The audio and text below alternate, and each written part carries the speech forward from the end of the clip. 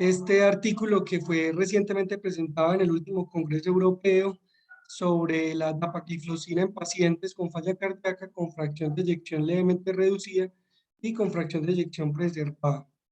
Vamos a hablar un poco primero sobre uno de los autores principales del estudio, que fue el doctor Scott David Solomon. Es un profesor en este momento de la Escuela de Medicina de Harvard. Ha participado en múltiples estudios cardiovasculares que han sido relevantes para el conocimiento que tenemos en múltiples etiologías y enfermedades cardiovasculares el día de hoy, que están mencionados en la diapositiva. Para mencionar algunos, el estudio Paragon, el estudio DAPA, Heart Failure y el estudio Galactic. Y también el TOPCAT, que es uno de los que vamos a también a tratar en el día de hoy. Y pues prácticamente su interés va alrededor de muchos temas cardiovasculares, pero él se ha enfocado mucho en lo que es falla cardíaca con fracción de eyección preservada. Es uno de los pioneros de, también en estudios de imágenes cardiovasculares en algunos ensayos clínicos.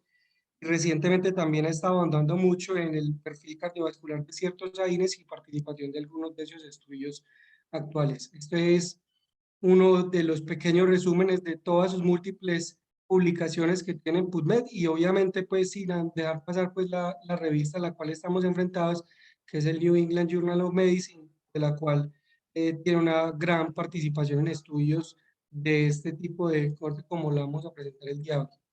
Vamos a entrar entonces un poco en materia y pues para esto es muy importante hablar de la epidemiología de la falla cardíaca, porque como hemos conocido en las diferentes cohortes, la falla cardíaca es una enfermedad que ha tomado mucha prevalencia hoy en día. Esto se debe porque miren que a medida que la población se va volviendo más anciana, la prevalencia, que sigue siendo un poco más en la población masculina, aumenta de manera considerable cada vez que nos vamos volviendo más ancianos. En Colombia esta situación no es ajena, si bien este es uno de los estudios que más nos representa en cuanto a cómo es la distribución y la prevalencia, y en cuanto a las diferentes etiologías que nos rodean en este momento, pues con muchas de las limitantes del estudio por ser de corte retrospectivo, pues esta es la información que tenemos propiamente de nosotros. Es importante hablar de esto, del tipo de fracción de eyección, porque basados en esto, múltiples estudios que nos han permitido conocer cómo es el comportamiento en desenlaces duros, como lo es la mortalidad y la hospitalización por falla cardíaca, podemos ver aquí en la diapositiva cómo los pacientes con fracción de eyección reducida, definidos estos por debajo del 40% de fracción de expulsión, ven que tienen una mortalidad que es un poco más alta comparada a los otros dos fenotipos que vamos a tratar el día de hoy, que son los de levemente reducida, que es entre 40 y 50%, y fracción de eyección preservada, que son los más de 50%. Vemos que también la hospitalización y las muertes por todas las causas sigue siendo un poco más prevalentes en los que tienen fracción de expulsión reducida. Sin embargo, ya vamos a ver que la clasificación como tal de estos dos fenotipos tienen algunas características que comparten, y esto es importante a la hora de tratar de analizar por qué se pueden comportar de una u otra forma. Hay varios estudios en fracción de eyección reducida, como el CHAMP, que nos han dado un abordaje importante de cómo es la administración farmacológica de estos pacientes. En los de fracción de eyección levemente reducida y preservada, digamos lo que también han surgido ciertos estudios. Este es uno de ellos donde nos muestra cómo es el comportamiento farmacológico. Ustedes pueden ver en la diapositiva las barras rojas y las barras verdes, que son los que son pacientes con levemente reducida y fracción de eyección preservada, donde vemos que los diuréticos y los beta bloqueadores son de los medicamentos que más se utilizan en este tipo de población. Y esta es la parte más importante, que es la de los fenotipos en falla cardíaca, porque con esto podemos sacar ciertas conclusiones de cómo es el comportamiento de estas condiciones y por qué algunos medicamentos tienden a verse mejor, pues con mejores impactos en ciertas poblaciones comparado a las otras. Entonces, en azul claro podemos ver que en ciertas características como lo es la edad, que son pacientes un poco más jóvenes, un poco pacientes de población más masculina, en los de fracción de eyección reducida y fracción de eyección levemente reducida, comparten de manera importante la etiología isquémica, con poca prevalencia de fibrilación auricular, un poco más de elevación de péptidos en la fracción de eyección reducida comparada a la de levemente reducida y preservada. Nos hablan de que posiblemente este fenotipo intermedio de levemente reducida, al compartir estas características con la fracción reducida, pueden de cierta forma tener unos desenlaces un poco similares, y ahí porque algunos medicamentos, si bien los diferentes ensayos clínicos tienen unos criterios de inclusión diversos, pueden ser el por qué sí sirven en esta población y no en los de fracción de eyección preservada, cuyo comportamiento de comorbilidades, edad y demás son un poco distintos a estos. Por eso se ha tratado de clasificar estos pacientes con falla cardíaca preservada en ciertos fenotipos basados en esa carga de comorbilidades, basadas en la función cardíaca y pulmonar, basada en parámetros hemodinámicos, basada en parámetros de biomarcadores, que aún así esto es todavía incipiente y pues de cierta forma es difícil de aplicar hoy por hoy en toda la población. Y no podemos dejar de un lado, pues, hablar de los inhibidores de los CGLT2, que han sido unos medicamentos cuyo beneficio cardiovascular nos sorprende cada vez más. Y esto porque hoy por hoy, si bien conocemos unos factores y mecanismos de acción importantes de estos medicamentos, siguen siendo todavía muy diversos y tampoco logramos conocer cómo es ese impacto, cómo se logra por medio de estas moléculas tener ese impacto cardiovascular tan marcado que hemos visto día a día. Obviamente sabemos que tiene una función principal es en inhibir esos receptores CGLT2 a nivel del túbulo proximal, lo que favorece un efecto natriurético y glucosúrico que favorecen una diuresis osmótica que de cierta forma explica en alguna proporción esos efectos cardiovasculares. No solo porque disminuye también la reabsorción de sodio y glucosa, sino también porque tiene un efecto de vasoconstricción arteriolar por ese feedback túbulo glomerular que impacta. De esta forma se convierte en un efecto protector renovascular por disminuir la presión intraglomerular, reduce la parte del estrés oxidativo, también tiene un efecto de incremento de la eritropoyetina que tiene efectos benéficos a nivel cardiovascular y pues por ese efecto natriurético y glucosúrico se cree que también tiene un efecto en la disminución de la poscarga ventricular izquierda. Esto también puede ser uno de los teorías del por qué estos medicamentos son tan beneficiosos.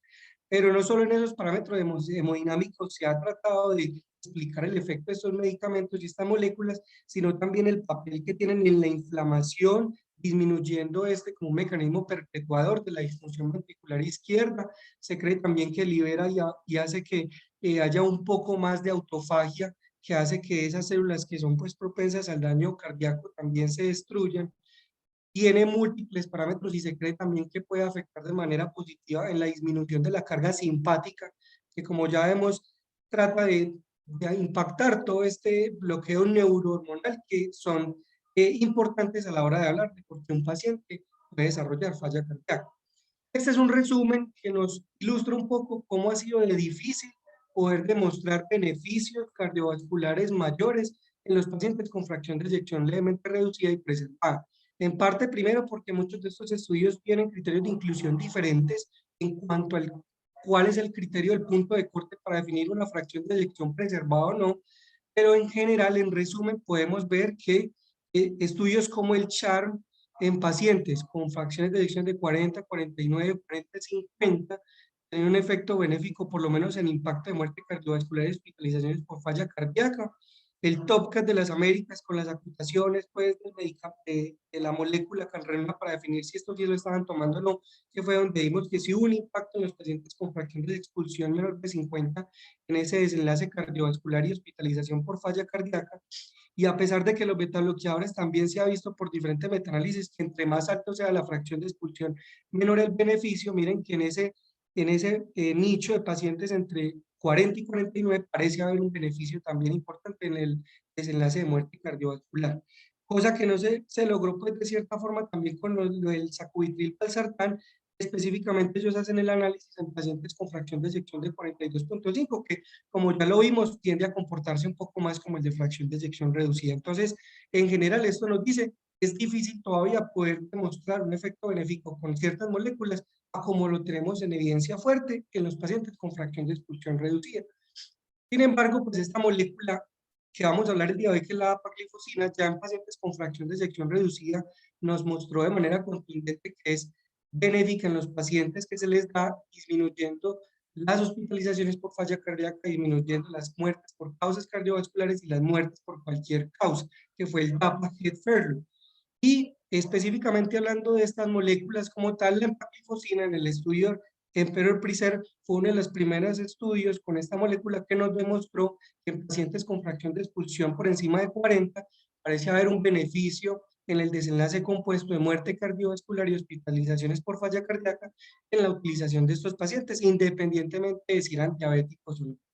Entonces, entrando en materia con toda esta introducción de cómo ha sido el nicho de estas moléculas en el espectro de pacientes con falla cardíaca levemente reducida y preservada, vamos a entrar en materia con la parte metodológica del estudio. Esta fue la pregunta pico que ellos se plantearon, era si en pacientes con falla cardíaca con fracción de expulsión por encima de 40, dando dapaglifosina 10 miligramos al día comparado con placebo, tenía un efecto superior en el desenlace combinado de muerte cardiovascular y descompensaciones por falla cardíaca en el periodo de años de pacientes reclutados entre el 2018 y el 2020. Este fue un estudio fase 3, multicéntrico, fueron varios países los que participaron, incluso varios países de Latinoamérica, lastimosamente no muy bien representada la población colombiana, fue grupos paralelos, doble ciego, un comité y un comité pues como tal aparte, trató de analizar todo lo que era la parte de análisis de los resultados de los estudios, aunque varios también, AstraZeneca, que fue uno de los principales patrocinadores de este estudio, también hicieron parte como tal de ese análisis al final de los resultados. Uno de los, digamos, los nichos importantes de analizar este estudio es cuáles fueron los criterios de inclusión para poder entrar de estos pacientes. Si eran pacientes que fueran mayores de 40 años, que fueran sintomáticos catalogados en un IHA 2 a 4 y que dichos síntomas fueran persistentes por más de 6 semanas, que aparte de la fracción de expulsión ya previamente mencionada, tuvieran hallazgos de alteraciones en las funciones estructurales o funcionales por medios ecocardiográficos, principalmente buscando criterios de hipertrofia ventricular izquierda o dilataciones auriculares que estuvieran presentes por lo menos 12 meses antes del proceso en que empezó la aleatorización. También tuvieron en cuenta los marcadores del BNP, que variaba dependiendo si el paciente tenía fibrilación auricular o no, como lo vemos en la diapositiva. Y esto es una parte muy importante del estudio, es que incluyó pacientes, no solo en el ámbito ambulatorio, sino que también estuvieran recientemente hospitalizados o que hayan sido dados de alta recientemente. Eso es un plus que vamos a ver en la discusión final. Y muy importante que para esos pacientes que incluyeron que estuvieran todavía hospitalizados o recientemente hospitalizados, para considerarlos aptos para el ingreso del estudio, tenían que haber estado ya sin diuréticos intravenosos al menos 12 horas antes del proceso de enrolamiento. No obstante, los criterios de exclusión fueron bastantes. Paciente que estuviera usando la molécula previamente por otra condición diferente a la mencionada, los diabéticos tipo 1, si tenían una filtración glomerular por debajo de 25, presiones sistólicas en los extremos por debajo de 95 que estuvieran con hipertensión mal controlada, pacientes con eventos de infarto, angina inestable o revascularizados que hayan sido menos de 12 semanas del evento, si tuvieron un evento cerebrovascular también menos de 12 semanas eran excluidas, índice de masas corporales extremos por encima de 50, pacientes trasplantados con cardiopatías congénitas complejas también los excluyeron. Y esto es muy importante, la etiología de la falla cardíaca fue un criterio importante para mirar cuáles eran los que entraban en este estudio. Todos los pacientes que tuvieran etiología infiltrativa, miocarditis por pericarditis o displasias arremogénicas del ventrículo derecho o cardiomiopatías hipertróficas fueron excluidos de este estudio. Esta es una representación gráfica de cómo fue entonces el proceso de enrolamiento y de la utilización a las dos moléculas de aplaglifosina 10 miligramos versus placebo con la terapia fundacional pues, óptima de cada uno de los pacientes, que eso también vamos a ver más adelante cómo fue la distribución. Ahora bien, los desenlaces que ellos querían evaluar, el desenlace primario fue un desenlace combinado, donde incluyeron la descompensación por falla cardíaca, que ellos definieron como cualquier ingreso de manera urgente o no planeada al servicio de urgencias o que ameritara alguna atención especial, y la muerte por causa cardiovascular. Y en los desenlaces secundarios incluyeron las muertes por otras causas, los eventos totales tanto de descompensación de falla cardíaca como los eventos totales de muerte cardiovascular. Incluyeron también la parte sintomática por el medio de este score de Kansas, que es el que hemos visto que se ha reproducido, utilizado en múltiples de estos estudios en terapias de falla cardíaca, y todos los eventos totales de muerte cardiovascular también fueron incluidos. Y pues, a sabiendas pues, de que ya se conocía muy bien en otros estudios cómo era la seguridad del medicamento, Ellos también incluyeron en este apartado solo los eventos adversos serios que motivaban la suspensión temporal o definitiva de la molécula como tal que estamos evaluando. Como les mencioné, había un comité independiente que evaluó los desenlaces sin conocer el grupo al cual fueron asignados. Hicieron un análisis por intención a tratar, haciendo un análisis de tiempo al evento por medio de un modelo de Cox. Y esto también es importante analizar porque ellos también lo hacen como acotación de un plus del estudio, y es que compararon de manera bimodal tanto los pacientes que tenían una fracción de expulsión menos de 60 comparado a lo que ellos llamaron población general, que eran los pacientes que tenían una fracción de expulsión más de 60. ¿Esto basado en qué? Basado en que algunos estudios, incluyendo el del Emperor Pricer, vieron que entre más alta la fracción de expulsión, parece ser que se atenuaba un poco ese efecto benéfico que se obtenía con el uso de estas moléculas, y por eso ellos quisieron incluir muy bien también esta población. Hicieron una estratificación previa si el paciente era diabético o no, y tratando de poder determinar un poder del 93%, ellos calcularon de diferentes formas, tanto para esta población de fracción de expulsión menor de 60 como para la población general, y finalmente pues hicieron el análisis que ya les mencioné previamente. Con los desenlaces secundarios hicieron un análisis diferente, que fue por medio de pruebas cerradas. Hicieron un proceso de jerarquización de desenlaces, iniciando con los previamente mencionados desenlace primario: muertes por causas cardiovasculares, hospitalizaciones por descompensaciones de falla cardíaca y demás, de manera sucesiva. Ellos también hicieron una evaluación por subgrupos que ya tenían previamente definidos, y lastimosamente, como en el momento en que estaban haciendo este estudio, hubo pues el detonante de la pandemia por COVID, también hicieron los análisis por separados de los pacientes que tuvieran algún evento pues motivado por COVID. Trataban de hacer como ese análisis de factores distractores de muertes no cardiovasculares para poder mirar si esto estaba explicado o no pues por la infección por COVID o no. Entonces es una parte también importante de tener en cuenta.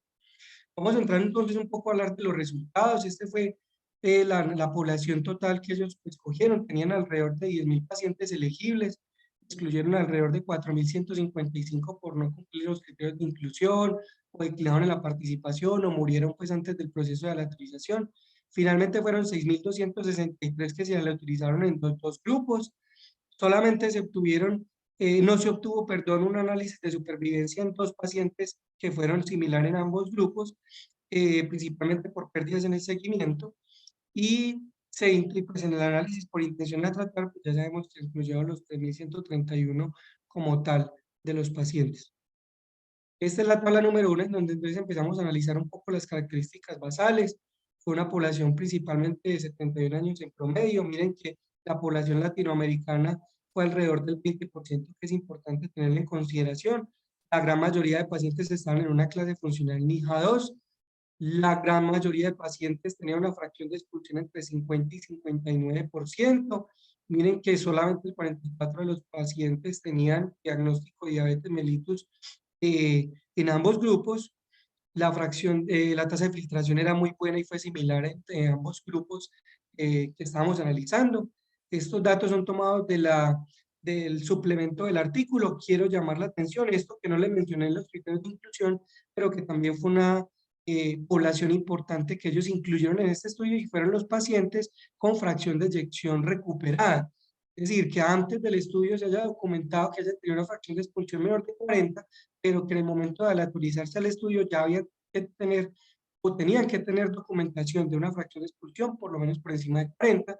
Y miren que esta proporción de pacientes fue alrededor de 18, que fue muy similar en ambos grupos. Y cuando entramos a analizar la parte farmacológica, miren que llamativamente los dos medicamentos que más utilizamos, que eran muy similares a lo que les mostré al principio, fueron los diuréticos en un 76% y los betabloqueadores en un 81%. Cuando entramos entonces a analizar el desenlace primario, miren que hubo una reducción de alrededor del 18% del desenlace combinado en los pacientes que utilizaban dapagliflozina comparado al placebo. Ustedes pueden ver ahí que el intervalo de confianza no pasa la unidad, lo que es un resultado que es estadísticamente significativo. Y cuando entramos a analizar cada uno de los desenlaces por separado, miren que el desenlace se fue arrastrado principalmente por los eventos de empeoramiento de la falla cardíaca, con un intervalo de confianza que no pasa la unidad, siendo estadísticamente significativo, cosa que no pasaron con los desenlaces de muertes cardiovasculares y de muertes por cualquier causa, donde ambos resultados pasaron el intervalo de confianza de la unidad y por ende no son estadísticamente significativos. Cuando miramos los desenlaces secundarios, hubo también un cambio importante en las escalas de Kansas City a favor del grupo de la intervención, donde hubo una mejoría marcada en la parte del score basado del Kansas City a favor de la molécula que estamos hablando en este momento. Y cuando hablamos de los desenlaces de seguridad, realmente no hubo diferencia en los eventos adversos serios que incluso motivaron tanto la interrupción temporal como la interrupción definitiva en ambos grupos, que fueron muy similares. Interesante y volver a hacer acotación el riesgo de amputación, que ya pues por diferentes estudios hemos visto que este desenlace que antes era muy temido y más que todo con la molécula cannabifosina, pues no está siendo ya pues un evento muy representativo en estos estudios de estas moléculas. Esta es la representación por subgrupos que ellos habían definido previamente. Miren que no hay una diferencia como tal, a pesar de que las poblaciones por subgrupos no fueron tan bien representadas como ellos lo van a hacer en su análisis por discusión, pues independiente de la fracción de expulsión, incluso miren que la población con fracción de expulsión por encima de 60 se conserva el efecto beneficio benéfico de la molécula y los otros parámetros, incluyendo diabético, incluyendo los pacientes que ya habían tenido fracción de expulsión reducida, no hubo una diferencia marcada en estos subgrupos. Entonces, entrando en la discusión, pues vemos que sin duda se ve una superioridad en el desenlace compuesto a expensas de la disminución de descompensaciones en falla cardíaca a favor de la molécula, que hubo un beneficio que se conservó tanto en la población general como en la población con fracción de expulsión menor de 60 y que también se mantuvo en los pacientes que tenían un índice de masa corporal por encima de 30. Hubo menos síntomas en el grupo de intervención y hubo una consistencia entre los medicamentos de clase que va mucho en concordancia con lo que se obtuvo en el estudio con el Pedro Pizer. Y este estudio tiene una acotación muy importante, es que hay un análisis primario dual tratando de explicar esa atenuación que les mencioné previamente que algunos otros estudios estaban mostrando con lo de la fracción de eyección. ¿Por qué les traigo esta mostración? Este, por ejemplo, fue un estudio que hizo el mismo actor, el doctor Solomon, del estudio de los pacientes con espironolactona del TOPCAT, donde ustedes pueden ver en la gráfica que ese beneficio que se ve en las fracciones de expulsiones con tendente a ser más cercanas a 40, se empieza un poco a perder después de que la fracción de expulsión empieza a aumentar por encima de 60, tanto en los desenlaces primarios combinados como en la hospitalización por falla cardíaca, como en las muertes cardiovasculares. Y esto no fue solo con esta molécula, sino que también, como les mencioné previamente, en el Error Preserve, en ese subgrupo de pacientes con fracción de expulsión por encima de 60, parece haber que se atenúa un poco ese efecto benéfico que se había visto comparado a los pacientes con fracción de expulsión, por ejemplo, en este caso, menor de 50%. Entonces, por ello, eso se hace mucho énfasis en ese plus que tiene esto. También hacen parte de que esta población que ellos analizaron incluyeron unos pacientes que no habían sido bien representados en otros estudios, específicamente hablando de los pacientes que estaban hospitalizados o que han sido recientemente hospitalizados. Y como les mencioné, que también incluyeron en cierta proporción los pacientes con fracción de eyección recuperada.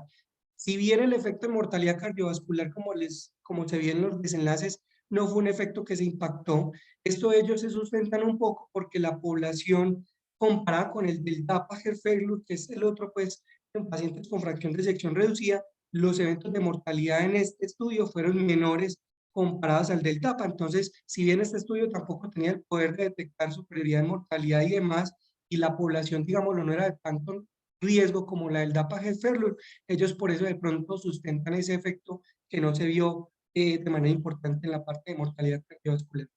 Y algunas de las limitantes que ellos mencionaron para el análisis de este estudio fue que, por lo que les mencioné, fueron unos pacientes muy selectos, con unos criterios de exclusión también bastante marcados, incluyendo los que les mencioné de la etiología de la falla cardíaca que ellos tenían en cuenta.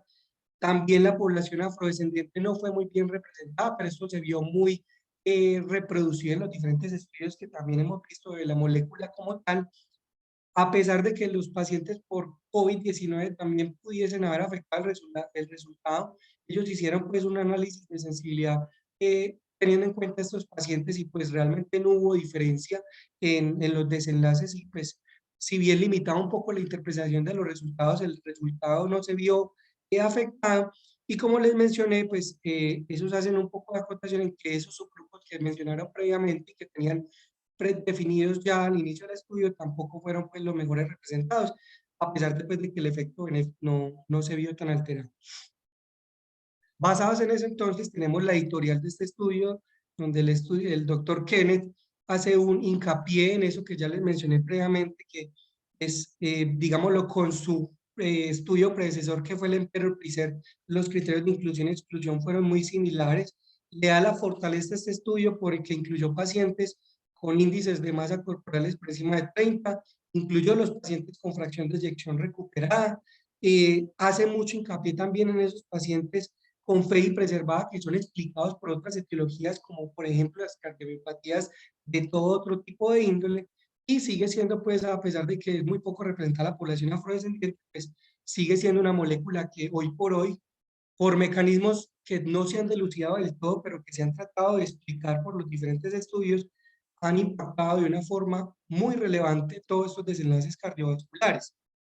Y basados en estos estudios surgieron dos metaanálisis que también fueron presentados después del último Congreso Europeo, tratando de hacer como el conglomerado de todos esos resultados de los pacientes, tanto de los que tenían fracción de eyección reducida como los que tenían fracción de eyección levemente reducida y preservada, y mirar cómo era el comportamiento de esos desenlaces cardiovasculares de mortalidad y hospitalizaciones por falla cardíaca a lo largo de todo el espectro de las fracciones de eyecciones.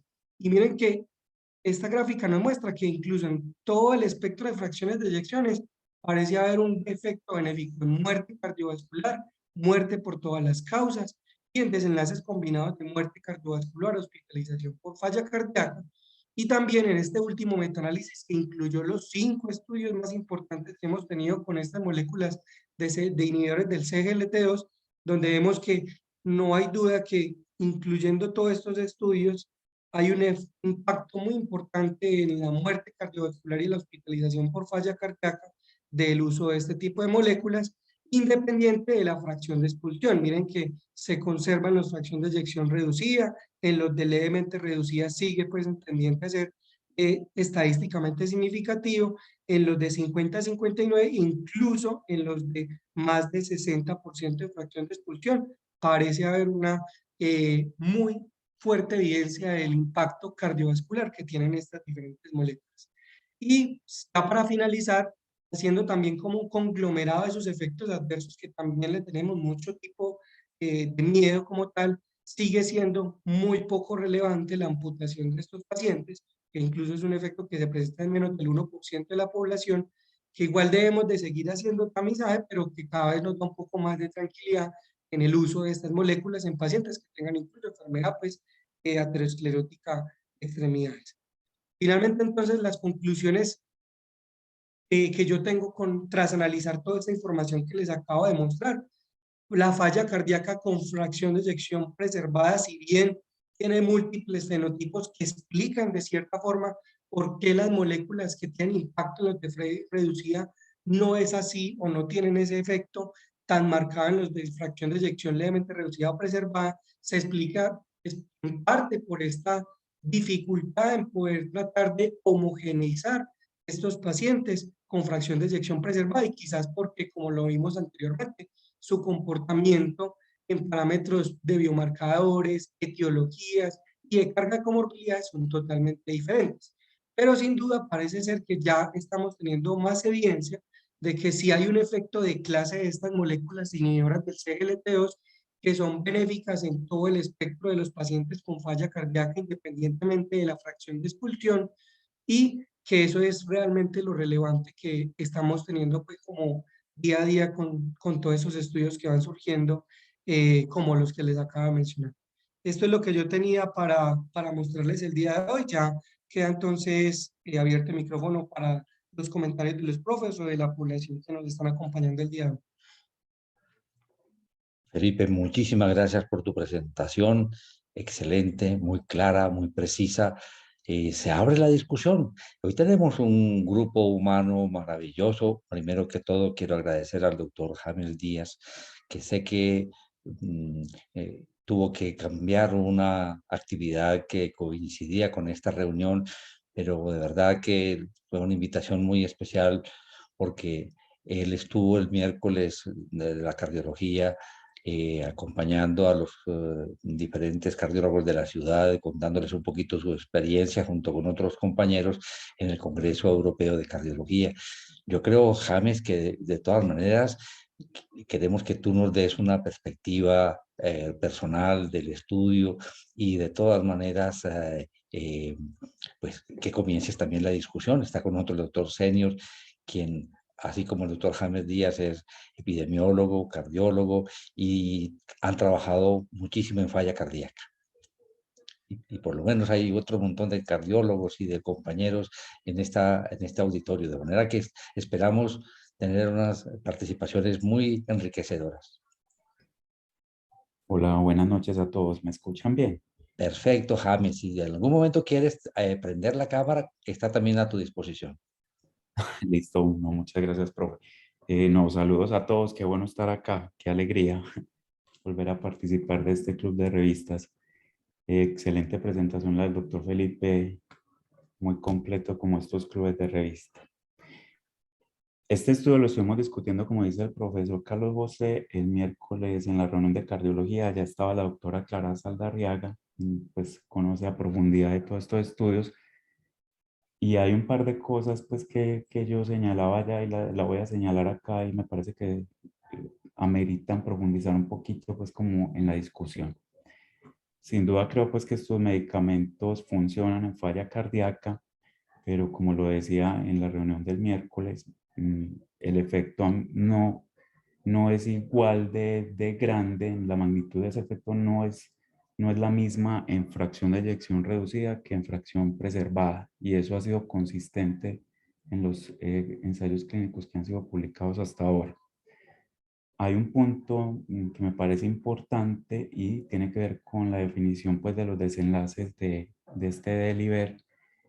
Acá, a diferencia de Emperor Preserve incluía solo descompensaciones de falla cardíaca que requirieran hospitalización.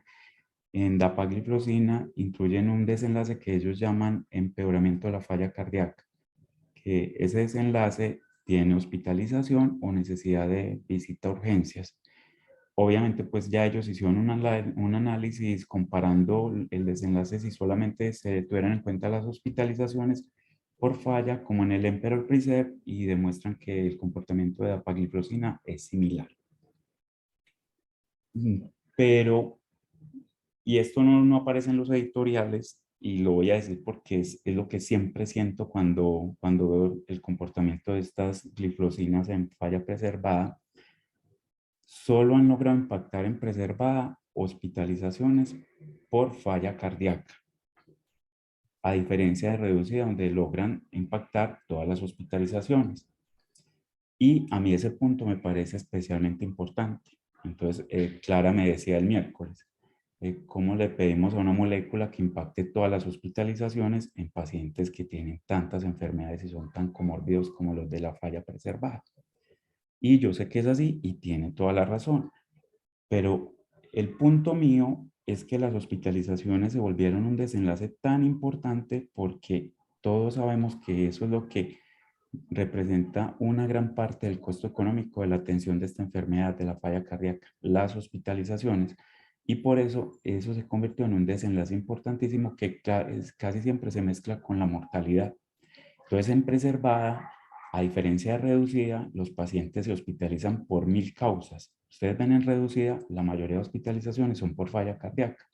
Si la molécula o el tratamiento innovador impacta hospitalizaciones, generalmente en reducida logra disminuir hospitalizaciones totales, ¿sí? En cambio, en preservada no lo hemos visto así. Y los pacientes se siguen hospitalizando por muchas otras causas.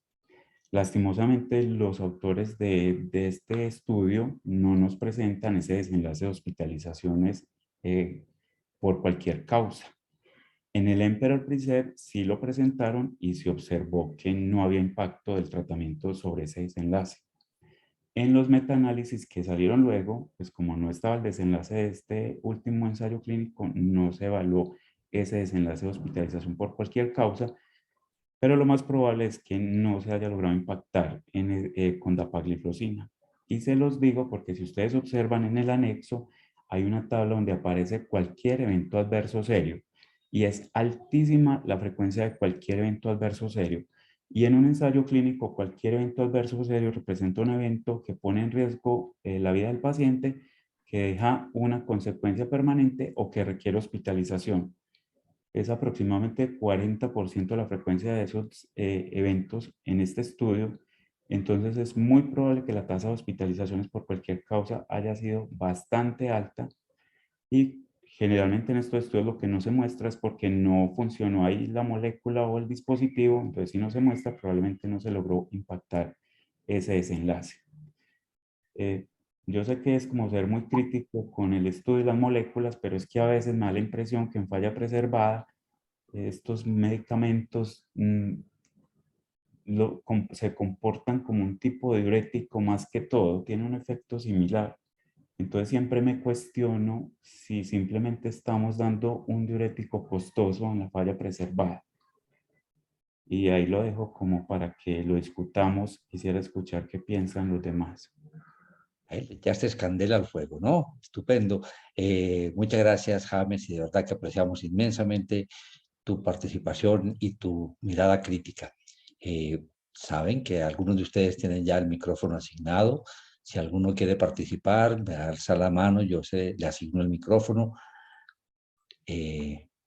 ¿Algún otro comentario? El doctor Edison Muñoz, el doctor George Salamanca, el doctor Miguel Giraldo, Santiago Giraldo, el doctor Alejandro Narváez, doctor Senior. Adelante, Alejandro. Profe, para hacer una pregunta, aprovechando las críticas del doctor que habló, que me parecieron muy valiosas, ¿qué opina él de que en el Emperor Preserve hayan tenido una pérdida de 23% y en este casi un 15%? ¿Echarle solamente la culpa al azar o buscar alguna causa que explique ese porcentaje de pérdidas que no me parece despreciable? Claro que creo que el porcentaje de pérdidas es similar en ambos grupos, ¿cierto? Sí, sí, señor, fue similar en ambos grupos, pero igual, pues fue muy alto. Si Felipe, perdóname, nos puede mostrar la diapositiva donde están tanto los efectos secundarios que ahora mencionó el doctor James, lo mismo que estos aspectos de la pérdida de los pacientes.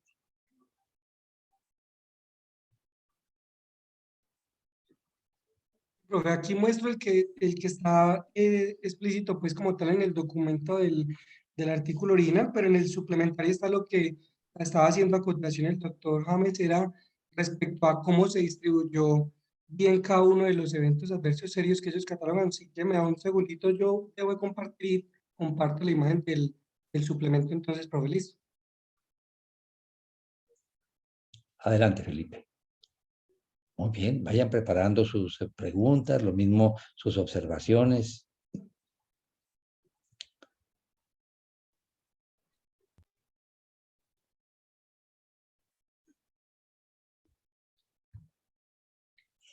James y doctor Senior, una de las intervenciones que sí han demostrado efectividad en falla cardíaca con fracción de eyección preservada es el ejercicio regular.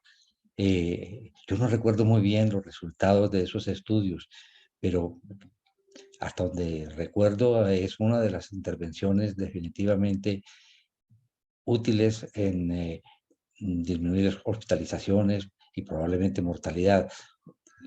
La memoria del doctor Senior es mucho más amplia que la mía. De pronto, Juan, ¿tú te acuerdas? La parte de ejercicio y falla con fracción de eyección preservada. Hola, buenas noches. No, profesor, no recuerdo Hola, exactamente profe. Sí, John. Profe, Adelante, John. Carlos, hay dos estudios, profe, que los presentamos hace unos días que fueron el Secret Exercise y el Secret Diet. Es como los dos estudios que se hicieron para evaluar el efecto de la restricción calórica y la actividad física sobre 2 desenlaces, que fueron consumo VO2 pico y prueba de caminata de 6 minutos, profe. Digamos que de los ensayos como hechos alrededor del ejercicio, específicamente en falla cardíaca preservada, que han mostrado que son contundentes desde el punto de vista del desenlace en esos dos, profe. Y tal vez dentro de los otros que se queda uno, no sé si el profe senior también alguna vez creo que lo discutimos, pero con todos los ensayos clínicos y quizá más por solo hospitalización por falla cardíaca, el Champion incluyó unos pacientes que eran con falla cardíaca preservada. El Champion fue el ensayo que evaluó el CardioMEMS en ese paciente. Eran como 400 y algo pacientes con FEBI reducida y de esos había 110 con FEBI preservada. Y en ese hubo un desenlace que impactó sobre hospitalización por falla cardíaca. Y específicamente con ejercicios sobre VO2 pico y caminata fueron esos dos estudios, profe, que mostraron no solamente que la intervención era efectiva sobre esos dos desenlaces, sino que si usted combinaba, porque era una tabla de una tabla con las dos intervenciones, no solamente que era el beneficio, sino que si usted adicionaba, o sea, tenían un beneficio aditivo, si usted combinaba el ejercicio con la restricción calórica, pero cada uno de los dos tenía un efecto independiente sobre estos dos desenlaces. Esos fueron los estudios, pues el ensayo como más representativo, profe, de actividad física y restricción calórica en falla cardíaca y FEBI preservada. Muchas gracias, John. Adelante, Felipe. Profe, no sé si estaban viendo la pantalla pues que les acabo de compartir. Me confirma, profe, si Estamos viéndola, sí, señor. El número de sujetos, eso. sí, yo creo que es la tabla que el doctor James hacía referencia a lo de los eventos adversos serios y cómo fue pues distribuido en cuáles fueron los eventos que, digamos, lo incluyeron en este desenlace. Y yo creo que esto sí merece importancia de hacer la acotación que decía el doctor James, porque lo que sabemos con los pacientes con falla cardíaca es que a lo largo de el tiempo que ellos tengan de evolución, desde el inicio de los síntomas, la motiva o la causa que lleva a la hospitalización no siempre va a ser una descompensación de su falla cardíaca, sino otras etiologías. Incluso como ya después del primer mes, los primeros 3 meses, donde priman pues las causas cardiovasculares como las que llevan a la hospitalización, en esa segunda bache de la mitad del tiempo entran otras causas no cardiovasculares como etiología infecciosa, otro tipo de complicaciones. Ya al final, donde ya la falla cardíaca es más avanzada, vuelven y retoman otra vez las causas cardiovasculares como un motivo importante de hospitalización en estos pacientes. Y miren que pues, va muy en concordancia con lo que decía el profe, la gran mayoría incluso eran por causas de descompensación de la falla cardíaca y pues obviamente en ese momento como el COVID también estuvo muy prevalente, estas eran las otras causas que iban como en orden descendiente de lo que ellos incluyeron en ese desenlace de eventos adversos serios. Gracias, Felipe. Adelante, James. Sí, pues el punto mío no es como irse al otro extremo, ¿cierto? De decir que la molécula no se debe utilizar. Simplemente mi punto está en el sentido del uso rutinario, que en la falla reducida la indicación, nadie duda, se deben utilizar de rutina estas moléculas porque tienen un impacto muy significativo sobre desenlaces muy importantes. En la reducida, todavía siento pues que, aunque seguramente esa va a ser la recomendación, el uso rutinario no tiene ese mismo impacto. Eso es como el mensaje que quisiera transmitir. No es, ese impacto no es así de importante como en la reducida. Entonces, probablemente pues si uno es más conservador, tienda a descongestionar el paciente como lo podemos hacer actualmente. Y obviamente en esos pacientes que no logramos tenerlos bien o que se siguen hospitalizando por falla cardíaca descompensada, pues esta es una muy buena opción iniciar uno de estos tratamientos.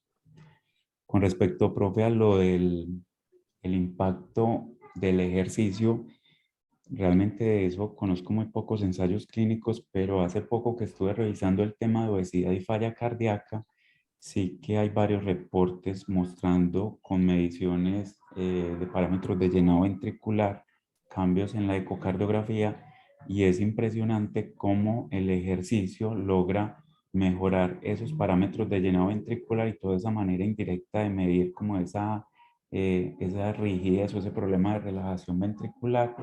Y obviamente pues todos pensamos que eso se tiene que traducir en desenlaces clínicos de beneficio para el paciente. Entonces me parece que si el ejercicio funciona en todas las fallas cardíacas y prácticamente en todas las enfermedades crónicas, en la preservada sí que debe ser así. Lastimosamente, pues eso a diferencia de los dispositivos y las moléculas, no tiene el respaldo pues de grandes capitales para hacer ensayos clínicos como en estos casos, pero claro que debemos seguir aconsejando el ejercicio en estos pacientes. James, muchísimas gracias, doctor Senior. Adelante, tiene el micrófono disponible. Sí, muy interesante pues todos los comentarios, la presentación de Felipe, impecable, me gustó cómo hizo la presentación del ensayo, varios comentarios que yo creo que es lo mismo que hablamos cuando tenemos un estudio de estos en torno al mismo escenario, es falla cardíaca preservada. Una de las cosas importantes y que ya se mencionó es que la falla cardíaca o el grupo de falla cardíaca con fracción de eyección preservada es un grupo bastante heterogéneo. Ahí inmiscuida no solamente comorbilidades, sino entre las etiologías y los patrones de presentación de la falla cardíaca preservada son muy diferentes. Cuando hablamos de fenotipos, también hablamos de cosas diferentes porque hay varios estudios tratando de identificar algunos tipos de fenotipos en falla cardíaca con fracción de eyección preservada, pero ustedes leen 3 o 4 cortes que han tratado de determinar fenotipos en la preservada, terminan hablando de grupos diferentes, o sea, hacen fenotipos diferentes, algunos sacan 2, 3, 4, 5 fenotipos diferentes y entonces es como difícil saber exactamente en qué punto estamos. Y eso hace o ha hecho difícil que algún tipo de intervención en forma aislada pueda mostrar algún beneficio y habíamos tenido fracasos tras fracasos en la evidencia científica hasta el Paragon que entonces empezamos a hablar de si la combinación nos iba a servir o no nos iba a servir, los que discutimos el estudio y creemos en que lo primero que hay que impactar es el desenlace primario que defina el estudio en su diseño. Pensamos que no sirvió, pero expertos en falla cardíaca han tratado de mantener la combinación de sacubitril valsartán viva en pacientes con falla cardíaca con fracción de eyección preservada, que me parece pues un exabrupto con respecto a los resultados que tenemos. Y después de tanto tiempo encontramos estas moléculas, este grupo de medicamentos que han venido demostrando de forma consistente un beneficio, inicialmente en falla cardíaca con fracción de eyección reducida y ahora en preservada. Estoy de acuerdo con la discusión que plantea James en que uno debe ponderar qué es en realidad lo que está logrando con la intervención. Pues lo primero que hay que mirar es que es la primera intervención que encuentra resultados positivos en el manejo de los pacientes con falla cardíaca con fracción de eyección preservada. Lo segundo es que hay desenlaces que a uno le gustaría que impactara y que fuera consistente en eso, pero que no se ha logrado, ¿cierto? Entonces no es el mismo efecto de todos los otros medicamentos y de reducción de desenlaces aislados, sino desenlaces combinados y como lo mencionaba James en la falla cardíaca, en la hospitalización o rehospitalizaciones de cualquier etiología, no solamente por empeoramiento de la falla cardíaca. Ya no le gustaría que eso también pudiese impactarse, ¿cierto? La comparación con diuréticos no estaría de acuerdo porque precisamente en los pacientes que tienen o se someten o son intervenidos y son comparados, pues en realidad no hay una diferencia en el que el paciente tenga diuréticos más en un grupo que en el otro, que uno pueda lograr lo mismo con diuréticos. Los diuréticos en forma aislada no han demostrado que cambien la mortalidad ni la tasa de hospitalizaciones y hay muchas veces cuando uno utiliza diuréticos, en muchos de los cortes se ha demostrado que el paciente no sale seco a la casa, sale todavía con sobrecarga de volumen. Bueno, hay mucha tela por cortar cuando uno habla de diuréticos y de congestión en estos pacientes como para solamente decir que con diuréticos podríamos evitar el uso de este tipo de medicamentos.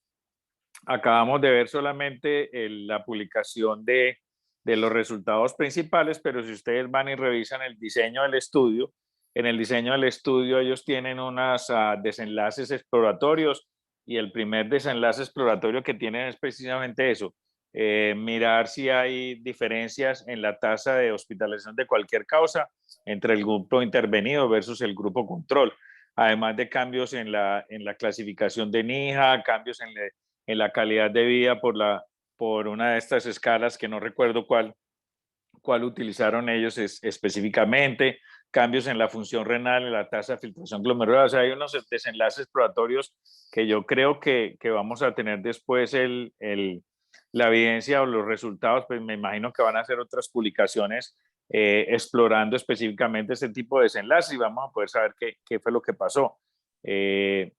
Como dice James, pues uno presupone que con lo que está en el estudio no debe haber habido mucho impacto, pero esperemos a que lo publique. Entonces, creo que tenemos un medicamento o un grupo de medicamentos que en forma consistente ha demostrado su beneficio en este grupo de pacientes, que hasta ahora es el único que puede decir que en desenlaces centrados en el paciente, o desenlaces como lo llamamos duros, tiene algún beneficio, que no es todo lo que quisiéramos, pero por ahora es lo único. Y el otro en el que sospechamos que puede haber beneficio, que era la espironolactona con el estudio TOPCAT y con el estudio ALDO-HF, ustedes saben lo que pasó con el TOPCAT en estos pacientes, y la desviación del estudio que se produjo con la inclusión en Rusia y en Georgia con los pacientes, en los cuales no se pudo saber si en realidad si íbamos a poner o podíamos tener algún tipo de beneficio. Entonces, yo creo que hay que ponderarlo. Es lo que se hace generalmente en las guías cuando se utiliza el sistema GRADE. Usted qué intervención utilizó, con qué lo comparó, qué fue lo que le benefició, pero una de las cosas que uno mira en el GRADE es el desenlace que usted impactó. Entonces, ¿cuál fue el desenlace y para qué lo utilizamos? Que es básicamente lo que uno debería tener en cuenta. Juan, muchísimas gracias. ¿Alguna otra intervención, alguna pregunta adicional?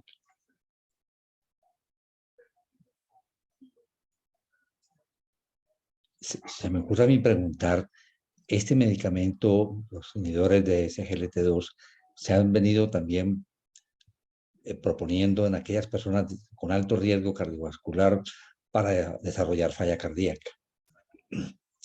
¿Qué piensan de eso?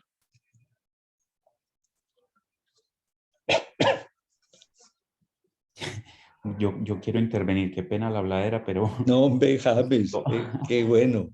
Vea, ese tema, bueno, con lo que decía el profesor senior, pues de acuerdo, me parece que el término es muy adecuado, ponderar, ponderar. A mí siempre me gusta poner el punto sobre alguna cosa que me llama la atención, pero igual desde un punto de vista global las moléculas estas son muy benéficas. Ya vieron que se vienen en infarto de miocardio los estudios, logran bajar BNP y vamos a ver si impactan desenlaces clínicos, y Clara decía pues que parece que están apuntando en el futuro cercano a los estadios prefalla cardíaca. Entonces seguramente en los próximos años tendremos mucho más cuerpo de evidencia y otros escenarios para los ISGLT2. Y con lo que está mencionando el profesor Carlos José, les cuento que en una reunión de la sociedad que invitaron a endocrinólogos y a nefrólogos, los endocrinólogos mostraban un registro danés según el cual ninguna intervención en pacientes a riesgo de falla cardíaca lograba prevenir el desarrollo de la misma, y que por lo tanto, concluía la endocrinóloga, entonces como lo único que funciona es el ISGLT2, por el estudio ya no me acuerdo del nombre del estudio, por el estudio pues de empagliflozina, que entonces eso es lo que se debería hacer, que utilizar empagliflozina en prevención primaria de falla cardíaca. Pues yo inmediatamente levanté la mano porque no, pues para manifestar mi desacuerdo con esa afirmación, yo le decía a la doctora, pues independiente de que un registro danés no haya demostrado que prevenir, que modificar estilos de vida, que tratarle la presión arterial a un paciente, intentar que baje peso, que deje de fumar, si no hay un registro que haya demostrado que eso disminuya la incidencia de falla cardíaca, eso no significa que los clínicos en la práctica clínica, entonces le digamos al paciente que tiene todos esos hábitos de vida, tranquilo, siga con todo eso y tómese la empagliflozina y ya con esto le prevengo la falla cardíaca. ¿Qué mensaje me parece a mí como tan errado? ¿Sí? Reemplazar la prevención primaria, la modificación de los estilos de vida por hábitos saludables con una molécula. Muchísimas gracias, James. No sé si tenemos algún otro comentario. Sí, profe. Adelante, Juan. Yo quiero, yo quiero comentar lo que acaba de decir James, que me parece un exabrupto que uno esté recomendando eso hasta ahora la vida sin una evidencia todavía sólida. Yo creo que en este caso veo los endocrinos muy entusiasmados con muchas moléculas y metiéndolo en todos lados, en todas partes. Y ya vamos con estas moléculas que no son de ellos, porque estas moléculas son muy malos antidiabéticos. Esas moléculas no bajan no logran controlar la diabetes en ninguna parte, porque si usted ve las disminuciones de hemoglobina glicada son 0.4, 0.5 y no les da para más. Entonces ellos dicen, no, que es una molécula muy segura. Yo, pues claro que es muy segura porque eso no sirve para bajar el azúcar. Y si usted no baja el azúcar, el paciente no le va a dar mucha hipoglicemia, que es lo que le están dando mucha importancia a ellos ahora. Y decir que eso sirve para prevención en este momento, yo creo que no. Y en esto sí tenemos que ser muy cautos, porque hay una presión grande de la industria detrás de esto, tratando de que sus medicamentos, sus intervenciones se empiecen a utilizar en forma generalizada y de pronto en escenarios en que todavía no están probados. A mí me parece que aunque no tengamos ensayos en prevención, en que no haya evidencia, no creo que vaya a funcionar. Recuerden que todas estas moléculas empiezan a utilizarla en todo, a ver para qué sirve, creyendo que son la panacea. Si recuerdan muy bien, durante COVID hubo un ensayo dándole una chicha de estas a los pacientes a ver si servía para el COVID, y no, pues tampoco uno no puede exagerar en las cosas, ¿cierto? Tenemos que ser ponderados, vuelvo y lo repito, pasó con sacubitril valsartán. Tenemos un estudio muy bueno con una reducción de riesgo, de reducción del HR muy importante en comparación con tratamiento activo contra el enalapril. Pero miren ustedes que el escenario se fue ampliando a la falla cardíaca aguda y entonces pensamos que esto iba a ser el mismo recorrido de los inhibidores de la ECA y básicamente el mismo recorrido que hizo el enalapril. Y entonces nos estrellamos contra la pared. ¿Qué pasó? En pacientes con falla cardíaca avanzada no sirve, y en pacientes con posinfarto no sirve, en donde es un escenario que el inhibidor de la ECA sí mostró beneficio. Entonces tenemos que ser ponderados en pensar que los pacientes o las intervenciones sirven en la población en la que se utilizó, que los estudios bien diseñados y bien conducidos pueden llevar a extrapolar los resultados a una población mucho más amplia de la que nosotros vemos en la práctica clínica, pero que no podemos ser tan folclóricos como para decir que esto va a servir para todo el mundo, ¿cierto? Entonces, yo creo que hay que esperar, hay mucha tela por cortar, y no recomendarlo en forma indiscriminada como para cosas en las cuales podemos tener incluso evidencia de cortes, pero recuerden lo que hemos hablado siempre, cortes es evidencia en el mundo real, en donde hay una cantidad de sesgos inmiscuidos, en donde no tenemos asignación aleatoria, en donde la asignación a los grupos cuando se hacen los análisis de curvas de supervivencia o diferencia entre los dos grupos se da por variables ajenas a lo que es la dirección de la investigación, el investigador que es el que asigna y dice cómo se deben hacer las cosas o cómo se hace la asignación aleatoria, el ocultamiento de la secuenciación del ingreso de los pacientes, del enrolamiento, o sea, muchas otras cosas que los ensayos nos permiten tener menor incertidumbre, porque ustedes saben que los ensayos clínicos también dan incertidumbre y a veces tenemos un ensayo y después nos sale un ensayo con un resultado y más adelante otro ensayo que nos pone a pensar porque el resultado es contrario. Entonces yo creo que en esto tenemos que ser cautos y como mencioné, este grupo de medicamentos sirve en este escenario donde se utilizó y los desenlaces que se impactaron y que tenemos que esperar a que nos den el análisis de los otros desenlaces y de subgrupos a ver qué tan consistente es, aunque uno mira en esa última tabla donde muestran los subgrupos que el resultado fue consistente. Juan, muchísimas gracias. Ya estamos sobre el tiempo. Si alguno tiene algún comentario final, si no, se lo dejamos a Felipe que haga un cierre de la sesión. Adelante, Felipe. Bueno, no, pues muy agradecido pues con todos los comentarios que realmente han sido muy válidos de todos los profes y yo creo que la conclusión va encaminada a eso. Es una población que sigue siendo muy heterogénea y que va a ser muy difícil todavía de tratar de clasificar y homogeneizar, incluso solamente haciendo referencia al término de fracción de expulsión, sin dejar a un lado todas las otras cosas que rodean a estos pacientes con esta condición que es muy heterogénea y que vale la importancia de aclarar de que si bien el nicho de esta molécula es bueno por los resultados que nos están brindando, todavía faltan algunas otras informaciones que me imagino, como lo dijeron muy bien los profes, van a ir surgiendo a medida que vaya pasando pues el tiempo y creo que como en todo estudio clínico debe ser utilizado pues en lo que ellos previamente habían planteado y creo que pues, por estos mismos criterios de exclusión que ellos también fueron muy rigurosos, también saber entonces a cuáles pacientes son los que podríamos utilizar esta molécula. Ese yo creo que es la conclusión más grande, profe, y la verdad muchas gracias.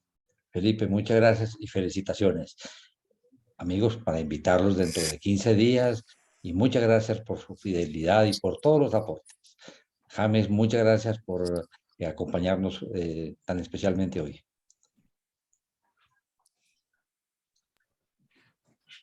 Gracias por la invitación. Feliz noche. Una buena noche. Qué bueno volver a oír a James y volver a que esté en nuestras reuniones. Es un aporte bastante valioso y significativo. Bienvenido para que nos siga acompañando. Un abrazo a todos y feliz noche. Bueno, una buena noche. Hasta luego, feliz noche, muchas gracias. Muchas gracias a todos.